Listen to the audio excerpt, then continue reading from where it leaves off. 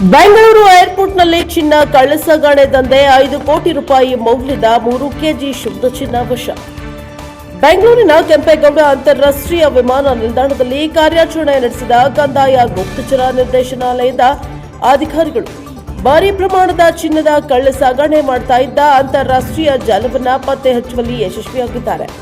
April 6 ಮತ್ತು 7ರಂದು ನಡೆದ ಈ ಮಿಂಚಿನ ಕಾರ್ಯಾಚರಣೆಯಲ್ಲಿ ಸರಿಸುಮಾರು 5 ಕೋಟಿ ರೂಪಾಯಿ ಮೌಲ್ಯದ 3 ಕೆಜಿ ಶುದ್ಧ ಚಿನ್ನವನ್ನು ವಶಪಡಿಸಿಕೊಳ್ಳಲಾಗಿದೆ. ಕ್ಯಾಪ್ಸೂಲ್ಗಳಲ್ಲಿ ಕಳ್ಳಸಾಗಣೆದಾರರು ಚಿನ್ನವನ್ನು ಪೇಸ್ಟ್ ರೂಪದಲ್ಲಿ ಸಣ್ಣ ಕ್ಯಾಪ್ಸೂಲ್ಗಳಲ್ಲಿ ಅಡಗಿಸಿಟ್ಟು ಸಾಗಿಸ್ತಾ ಇದ್ರು ಎಂದು ಅಧಿಕಾರಿಗಳು ತಿಳಿಸಿದ್ದಾರೆ.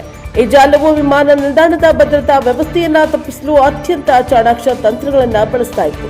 ಕಳ್ಳ ಸಾಗಣೆದಾರರು ವಿಮಾನ ನಿಲ್ದಾಣದ ವಾಶ್ರೂಮ್ ಮತ್ತು ಸ್ಮೋಕಿಂಗ್ ಝೋನ್ಗಳಂತಹ ಸೂಕ್ಷ್ಮ ಪ್ರದೇಶಗಳನ್ನು ತಮ್ಮ ವಿನಿಮಯ ಕೇಂದ್ರಗಳನ್ನಾಗಿ ಬಳಸಿಕೊಳ್ತಾ ಇದ್ರು.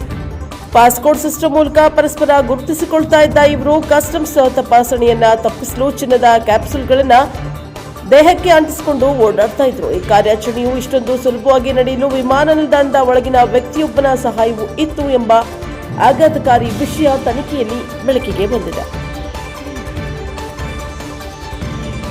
Bureau report Vedamurthy, NK, TV4 Bengaluru.